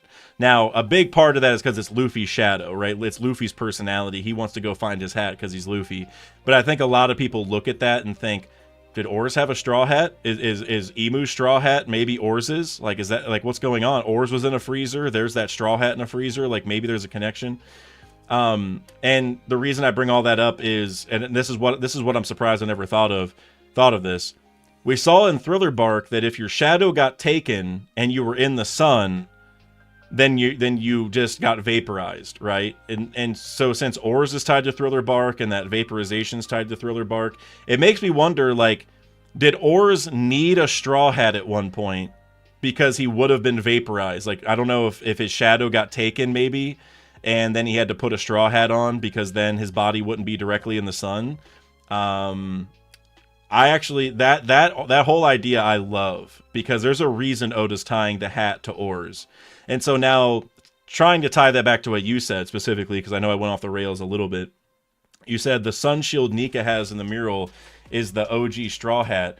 Wasn't there like a sun shield attack by the Giants, right? Yeah, it was a whole chapter called Sun Shield, right? Because Dory and Brogy used their shields to block Warcury's attack, right? I think that's what happened. So yeah, now I'm wondering that, man, there's something there for sure. I'm wondering how that all works. If there is definitely a sun shield, right? Like that, like not that. I guess the implication is that shield that he has is the sun shield, because if the Giants use their shields to block that attack from Topman, and that was called the Sun Shield, and now we see the Sun God holding a shield, that would be the I guess that would play off of that. Man, you're cooking, Kroderick. I really like that, because it, like, I guess the problem is, like, Luffy would never want to put the Straw Hat in danger, which if it's a shield, then it definitely would. But at the same time, if the sun is the problem, and actually, hold on, if you go back to the mural, the demonic thing on the left, which, like, I've heard 50% of people say it's Blackbeard, 50% say it's Emu in my experience. I'm kind of in between. I maybe lean Blackbeard, but that's not important. In that picture, they were holding the sun, and you see Luffy going towards it, and so maybe that is it, because like that's what a straw hat does. It's a sun shield for your head, right? Like you put it on your head and it blocks it for your body. And so what if the sun that they were holding in that mural Like, they actually needed the Straw Hat to protect them from that. And so the Straw Hat does become a important point because of that. That's actually really interesting. I really like that, Croderick. You have 23 likes on that comment, Croderick. That's insane. That's like 20% of the likes that we have on this whole stream right now, which is amazing. So you were cooking. You know you're cooking when you get that many likes from everybody. Just Denny said maybe this is how they transport the Mother Flame. Yeah, well, the thing for me that I always try to remind people, because I've seen multiple people look at that mural and say that sun is the Mother Flame. What I always try reminding people is the Mother Flame, which is specifically Vegapunk's invention, is not capable of becoming a sun. We know that because Lilith said if they had more resources, then they could make their own sun, but they can't. So they did not have the capability to. And so the reason I just say that is the Ancient Kingdom had something better than the Mother Flame. And maybe that something better, which probably is a real sun, essentially, they're making a new one, then maybe, yeah, whatever that is, which again, it's not the Mother Flame, it's like Mother Flame Plus. Maybe that is it. Maybe that the hat had to be,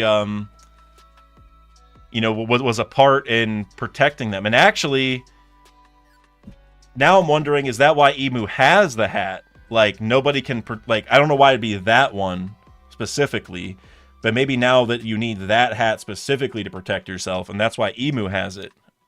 There's a lot you could read into there, Croderick. You're cooking. You great theory. Seriously.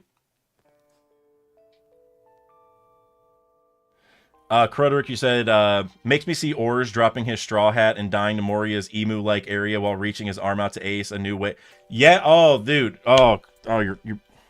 Croderick, have you ever considered making a theory channel? Because you're seriously you're figuring something out here. That's crazy. Because I've mentioned that in several videos where Ors Jr. got hit by that Moria-like, or that emu-like attack from Moria, and he had the straw hat. It's like, was Ors Jr. dying to Moria like a foreshadow of the real Ors dying to Emu? Like, that's kind of what we're setting up for, and I love that. I'm all about that, Croderick, 100%.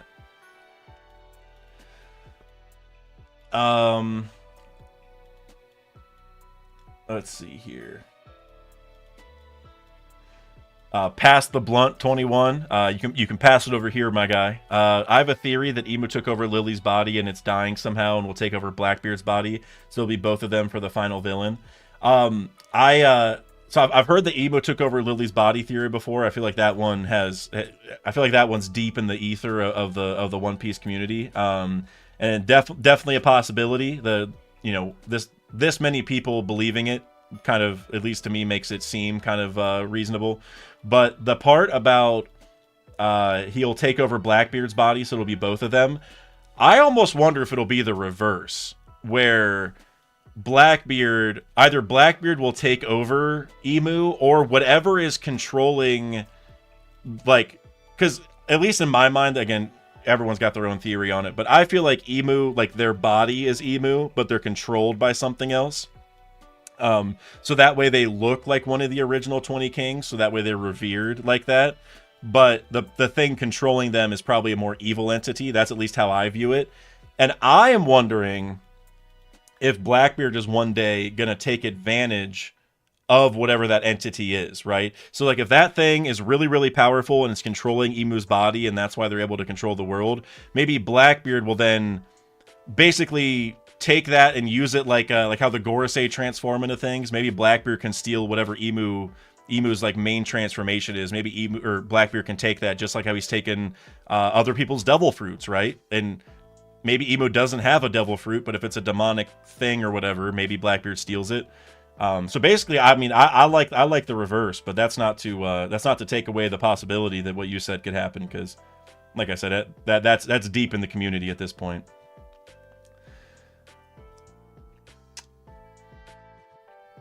Debus, you said Ors could use Luffy's powers on Will alone. Maybe Loki's powers can do the same that Ors could do. So it wasn't just Will, it was Moria's fruit, right? Because Moria's shadow could basically, usually your body's in the driver's seat and the shadow follows, but Moria made it the reverse, because he had to merge his doppelganger or Doppelman. That's what he called it, right? Doppelman.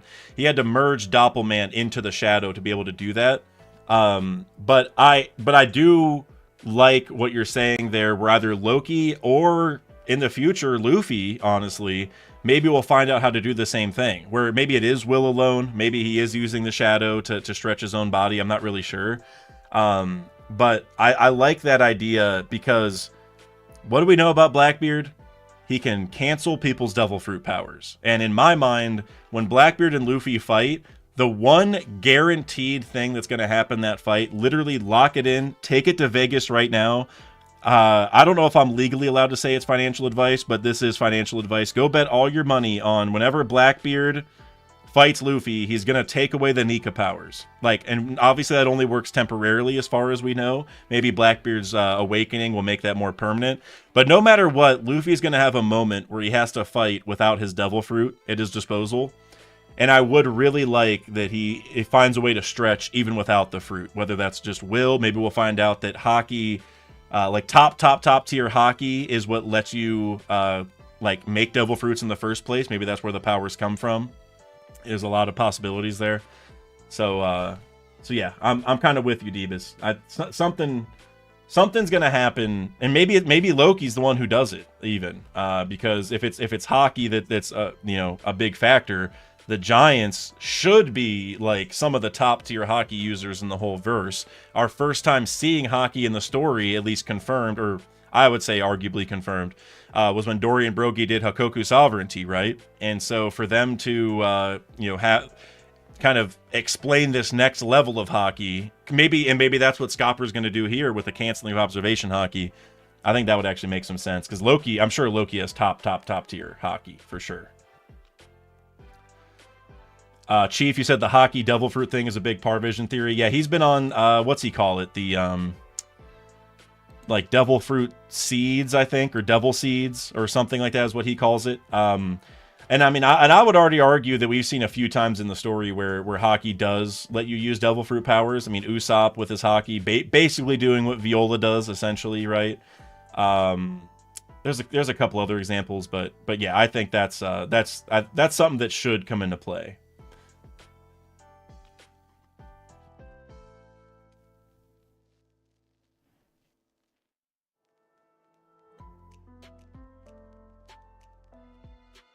All right, we are gonna be wrapping this up here in a little bit. Where are we? We're already an hour and a half. See, that's crazy. Whenever I'm answering these questions, I sometimes look at the time, or well, I don't look at the time, but I think to myself, okay, we're probably like 30-40 minutes in, and it's been an hour and a half. It's 5:17 where I live. That's just insane. There's no way time went that fast.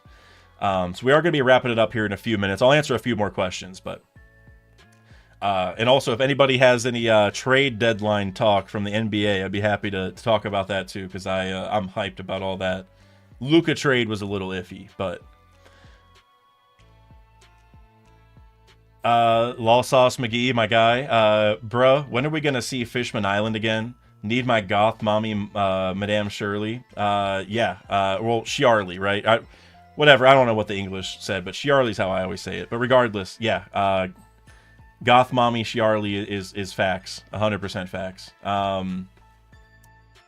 Also, Arlong's half-sister, for anybody who maybe forgot that. It's not just full sister, it's half-sister, which I think is just really interesting. I love when Oda really builds out that familial stuff. But yeah, that's always a cool addition to me.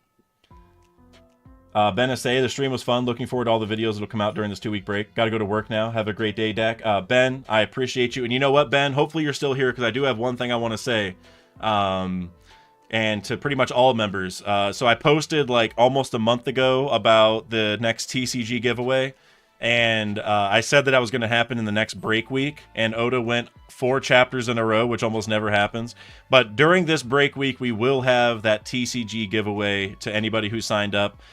If you are a member and you're in the US or Canada, you can go see the rules or whatever on the post. Go to the community tab, scroll down a couple weeks, because it's probably a few posts behind, but you can also still sign up. That will be happening. I got definitely opening at least one box of OP09, the Emperors in the New World. I don't know what we're opening after that, but yeah, just want to let you guys know. because I did mean to say that earlier. John Salazar, what's your favorite NBA team and NBA player right now? I'm a Cleveland Cavaliers fan. I have been since day one. I did not stop liking them even when LeBron left, so I'm a diehard Cavs fan. We're having a great year, so I'm excited about that. Favorite player? That's really tough. I would probably pick Darius Garland or Evan Mobley. Obviously, I'm a homer because they're on my team, so I support them, just for that reason. But I also love that there are homegrown players, right? We drafted both of them, so I'm a big fan of that. Outside of my team, because I feel like that's maybe more appropriate to talk about, because picking someone on your own team to be your favorite player is like saying your dog is your favorite animal, But I would say, I'll just give some players that I really, really like, and then then you can pick whichever one you want to talk about. But I like Wemby a lot. I think Wemby's really interesting. I love Trae Young, and I know Trae Young gets a lot of negative discussion, but I love Trae Young. I like his game, and oh man, there's a lot of people I like. I like Paolo Banchero a lot, big Paolo guy. Historically, I like LeBron a lot too. It's just, again, he was born 20 minutes from where I live, or where I was born, so I don't feel right picking him. Steph was also born like 30 minutes from where I was born, so it's just, I can't really pick them, I feel like. But there's a lot of people that I like, man. I don't know. I'd have to really think about that. Nobody on the Celtics, I'll tell you that. We don't like any Celtics players. I like the Thompson brothers. The Thompson brothers are awesome in the NBA. I could probably go on for hours about this, but those are some of the players I like. There's definitely some more. Ben Asay, you said you're still here. Awesome. I don't know if you're even eligible this time, Ben, because I don't know if you won last time or not. It's been so long I can't remember. But if you are eligible, make sure you get in the giveaway for sure. 3-day trip, the GOAT, member for 25 months, which is insane. Member of the Mole Gang. Which is awesome.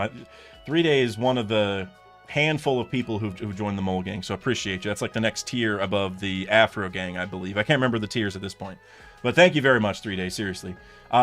Think the one holding the sun represents Blackbeard, stealing and sharing devil fruits, and darkness of greed. I agree. I've seen a lot of people say it's Emu, and, I am not a perfect theorist, so I'm not going to say I'm 100% right, but I would be pretty surprised if that isn't Blackbeard, personally. The whole imagery of him fighting Ace having the sun, him being the darkness guy that's like anti-sun just in and of itself, I completely agree. And then you said, which should be similar to Emu giving and taking powers to the Gorosei, but feel there's no right answer, though. Yeah, and that's an interesting thought, too, that Blackbeard can take away Devil Fruit powers, but Emu might be able to grant Devil Fruit-esque powers to people. It's kind of like it's a reverse in that way. That's actually an interesting thing to think about in terms of potential inversions or parallels. And so you said, but feel there's no right answer, though. Yeah, because I think another thing about the mural that would really help people decipher it, which this is kind of what I want my video on it to be like, is people have brought this up, but I'm pretty sure the mural is in chronological order, where the first world is the right side, and that's probably like before Void Century. The second world might be the Void Century, maybe, because it talks about the forest god and all this other stuff, and that would be like the center of the mural because you see the tree there and stuff. And then the left side, the third world, that's the current one, where it's going to end. Excuse me. Whenever I start burping a lot, that's when I've talked too much. But then the third world, the part all the way on the left, would be the future, right? What's meant to come. And if that's the case, then I think that thing being Blackbeard makes way more sense, because it's like, not that Emu isn't a main antagonist for the end, but Blackbeard's like the main pirate antagonist. We know he has some crazy underhanded plans going on, right? He's a mastermind of sorts. And if the left side is meant to talk about the future, then I just feel like Luffy going up against Blackbeard, that shadowy guy holding a sun, we've already seen Blackbeard against Ace, all that. I just think that makes too much sense. And if you look at it through that lens, where the right is the first world, The second world is the Void Century, which is in the middle, and then the third world is our current one. So it's pre-Void Century, during Void Century, after Void Century. I think that really helps piece a lot of the mystery together. And if that's true, then I think that's definitely Blackbeard. But if that's not the case, and the mural isn't in chronological order, or the third world isn't our current one, or whatever, right? Like maybe there's more to it, then I think that person being Emu makes more sense. I could also see Emu being that thing in the past, and then Blackbeard's going to be the next iteration. There's like a lot of spins on it. But yeah, I definitely think I am leaning towards it being chronological, and because of that, there's so much you can take away if you assume first world is before Void Century, second world's during, third world's after. There's like so much you can piece together and weave things together to kind of answer the whole thing. I gotta go watch some other people's videos because I know I'm not the only one who's brought this up, but I just wonder if people have brought up my synthesis of it. So I gotta go watch those, honestly. 3-day trip, agreed. I think it's the same, all three worlds in order. Yeah, but do you think it's the second world is the Void Century? Do you agree with that? That's kind of my hold up. Like, and not that there's necessarily like a direct contradiction. I've just kind of thought it'd be really weird to have like a whole world be dedicated to just 100 years. But I mean, 100 years is a long time. There was a very tumultuous time, and maybe it works. But if that's true, then I think the whole thing gets easy to explain, honestly.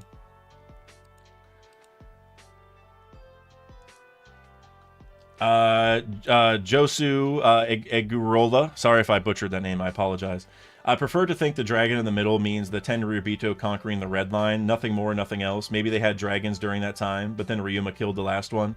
In my mind, I think that's Emu's transformation is that dragon, and that's why they are the celestial dragons, right? I don't know if they're all related to dragons, but maybe they had those powers at one point in time. I like the idea that Ryuma plays a role here, but since Emu is still, at the top of the world, I'm not really sure how that would all go down. Like, I don't know. The fact they're named Celestial Dragons makes me think that has to matter here. But I agree that could be them conquering the Red Line. That's why I think that's the Void Century. Is like we see that giant tree, we see a dragon at the top.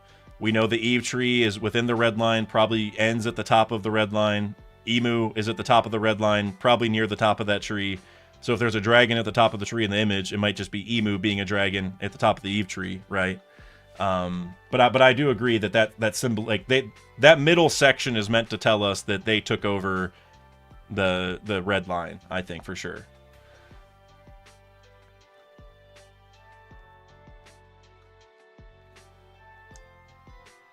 Explosives, you said, I didn't even get a ping for some reason. I just got worried for you since someone spoiled the chapter in the Discord, but turns out it's not a spoiler. Good.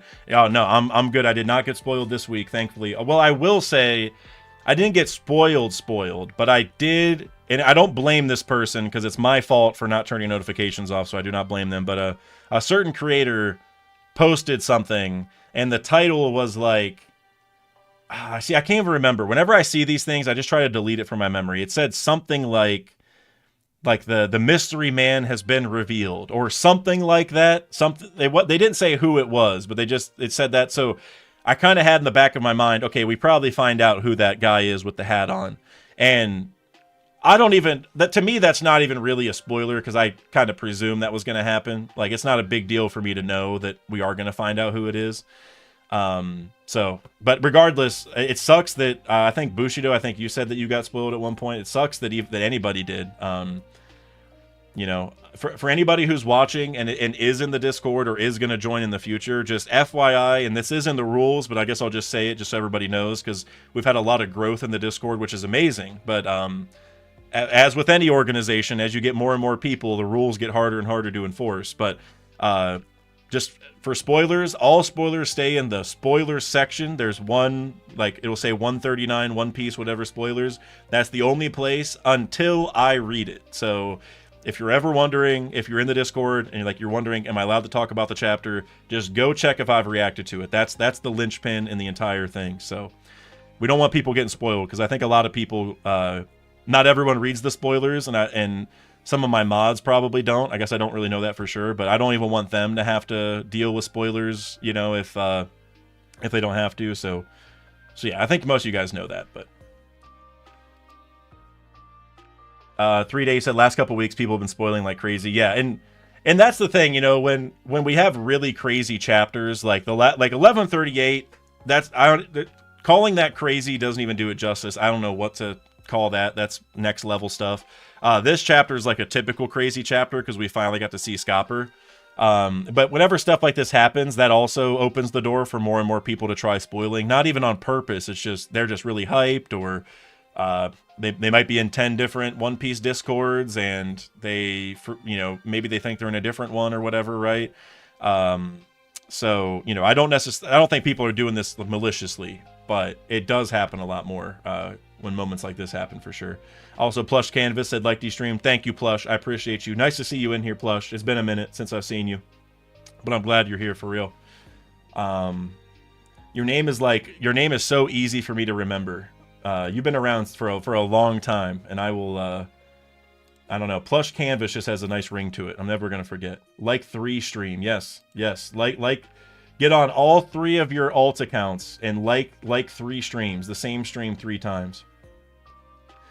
Saeed Adbo, you said, you mentioned before about the Roger Pirates not visiting Wano. Yeah, so I mentioned that. They pulled up outside, but they never got off the ship. Only Oden went in. They never went into Wano, right? They never actually entered the country. So it's so whenever he says like you beat Kaido, I haven't been there, I'm like, well, you never really, you know, I don't know if pulling up outside the island is like you like he says, it's been ages since I've been to Wano. It's like, whenever you read that, you're thinking, oh, like you've actually been to the islands, or, well, the sections of the Wano Island. You know, there's like different regions or whatever. Like, that's how that reads. But all they did was pull up outside. It's like, he didn't even really see Wano. Like, he doesn't even know, like, he didn't visit it, you know, he just pulled up. So, yeah. Saeed, I feel like it's just, you know, it's semantics at this point. Do we have any guesses as to what the treasure in Marie-Joie of the Celestial Dragons is? I think it's implied as the hat. I don't know if that's 100%. That can be completely wrong. But that's, I feel like, the implication. But because, like, you think about it, the first time we saw Emu was with the hat, right? And so if Oda's gonna tie the introduction, well, I don't know if is it the first time? I'm pretty sure it's the first time we see the hat, or at least it's all in one motion at the start of the Reverie. And so the fact that kind of importance was drawn makes me think, you know, it makes me think that the hat is probably something that would qualify as the treasure. You know what I mean? Like, otherwise, maybe it's whatever they used at Lelucia, which I don't, you know, I'm not a big believer in that they have like a giant, not a spaceship doesn't do it justice, but I'm not of the mind they have a giant weapon they've been hoarding and looking for a power source. I think it's more like York made them one, like that, you know, because that could also be the treasure. If they did have a weapon, it could be that could be the treasure. But I'm more of the mind that that's what they, you know, that's what York did. Like, York made a complete way just to blow up the Mother Flame. That's just, I have a bunch of theories on that if you want to go check them out. But I don't think it's necessarily like they have a contraption. So I go towards the Straw Hat, but I don't think we actually know.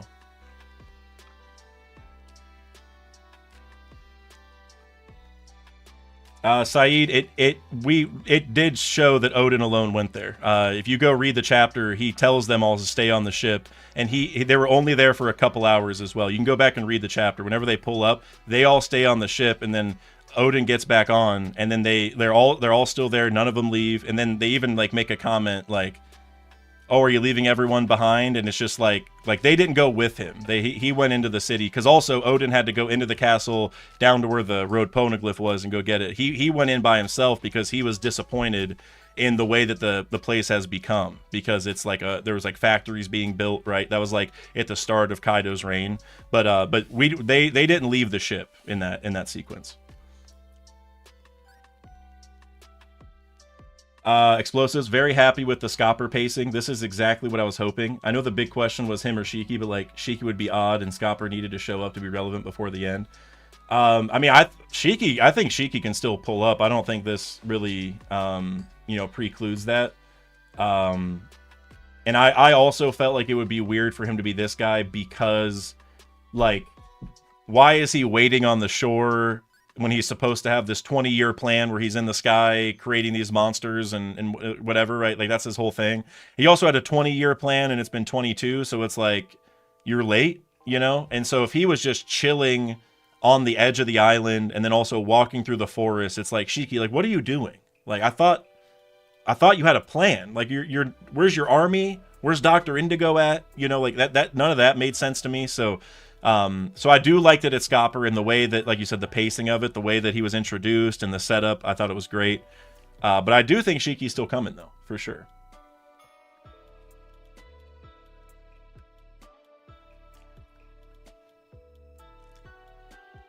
You said the line from Doflamingo about short shelf life makes me think it's something else, unless the hat has Joy Boys hockey. That's an interesting idea. I don't remember Doflamingo mentioning a short shelf life. Which, you know, I work with shelf life a lot in my day job, so that might, I've heard shelf life a million times, so I may have just forgotten that part. I'm gonna look it up real quick. Not that I think you're wrong, I don't remember the context.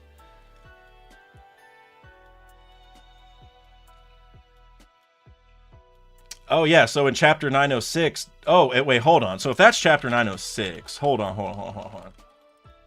Give me 1 second, guys. I think we might be onto something.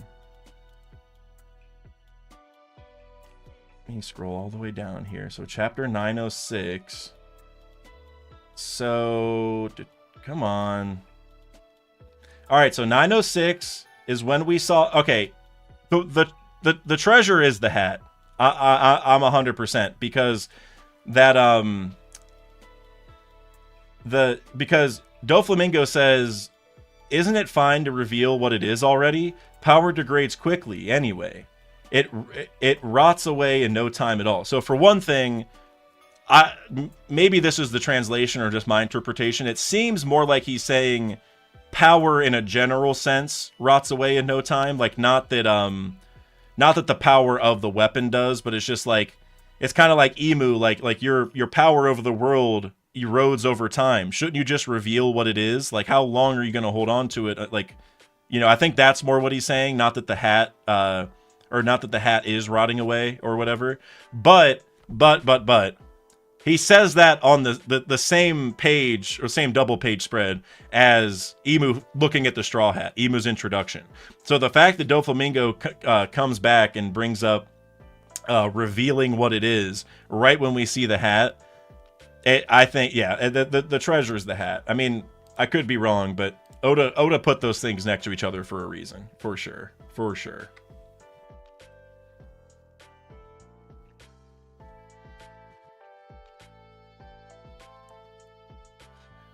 All right, guys.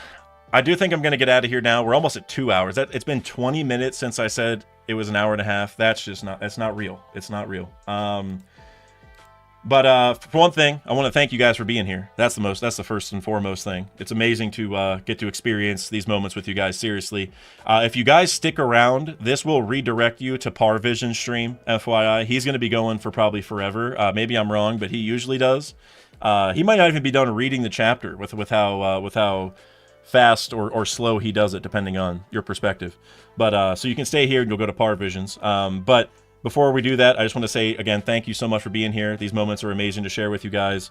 And if you have questions that I didn't get to today, or maybe you come up with them tonight, you know, I have a lot of One Piece theories that pop into my head before I go to sleep. I can tell you that. I've typed a lot of notes to myself about theories or videos to do when I'm seconds away from falling asleep. But so if you guys think of something, go to the Discord, go to the redacted questions section, leave me some comments. I'll answer a handful of those, some of the top most upvoted ones during my next review over on Redacted. So make sure you subscribe over there.